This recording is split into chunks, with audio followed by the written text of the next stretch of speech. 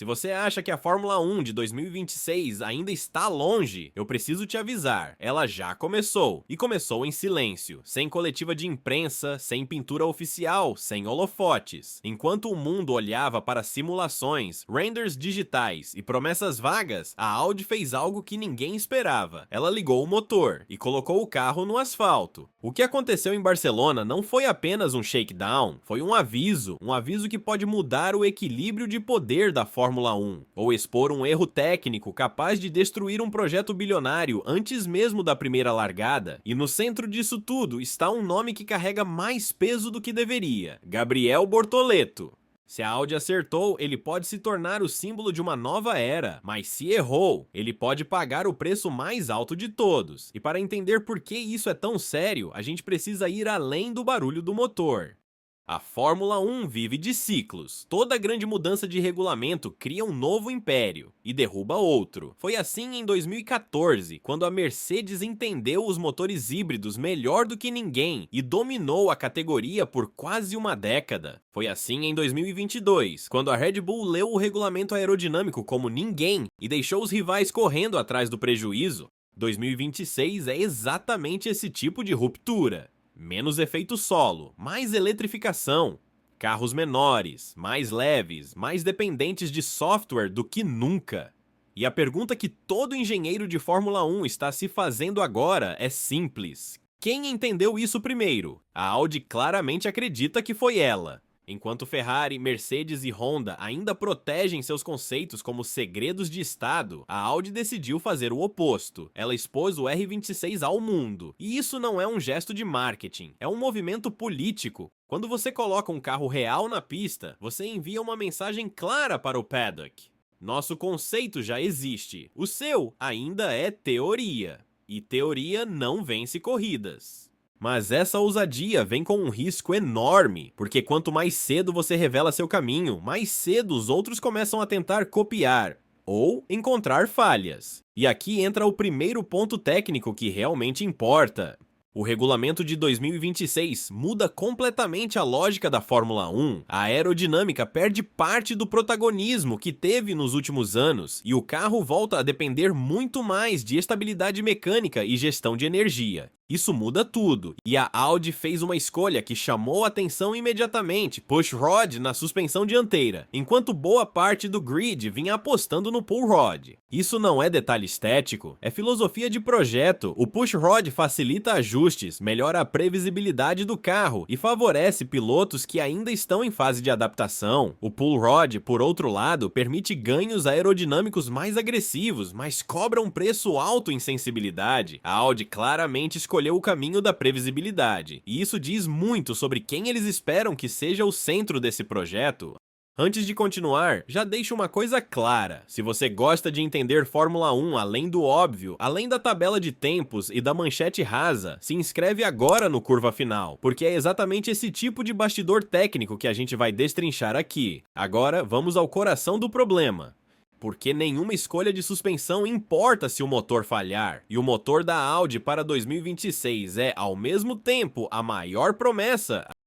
E o maior risco. O V6 Turbo continua ali, mas a alma do carro mudou completamente. A remoção do MGU-H transformou o comportamento do motor. Metade da potência agora vem da parte elétrica. Isso significa que aceleração, retomada e ultrapassagens não dependem só do pé direito do piloto, mas de algoritmos extremamente complexos. O que o público ouviu em Barcelona não foi apenas um som diferente, foi o reflexo de uma entrega de torque mais imediata, mais agressiva e potencialmente mais instável. E aqui está o detalhe que quase ninguém percebeu: quanto maior a dependência da energia elétrica, maior a importância do software. E software não se testa totalmente em simulador, ele precisa de pista, precisa de falhas reais, precisa de erro. E erro na Fórmula 1 cobra caro. É aqui que a pressa da Audi começa a fazer sentido. Eles não estão adiantando testes por confiança cega, eles estão correndo contra o tempo, porque existe um rumor que tira o sono de muita gente em Ingolstadt. Fala-se nos bastidores que a Mercedes encontrou uma zona cinzenta no regulamento de 2026, uma brecha ligada à taxa de compressão dos motores, algo que pode render entre 20 e 30 cavalos extras logo no início do ciclo. Se isso for verdade, quem não reagir agora pode perder anos tentando alcançar, e a Audi sabe disso. Mas enquanto engenheiros brigam por décimos invisíveis, existe um elemento que nenhum túnel de vento consegue simular: o fator humano. Para Nico Hülkenberg, esse projeto representa redenção, a chance de provar que sempre foi um piloto de elite que nunca teve o carro certo. Mas para Gabriel Bortoleto, a história é muito mais pesada. Ele não é apenas um jovem talento, ele é, na prática, o pilar de desenvolvimento de uma montadora gigante entrando na Fórmula 1.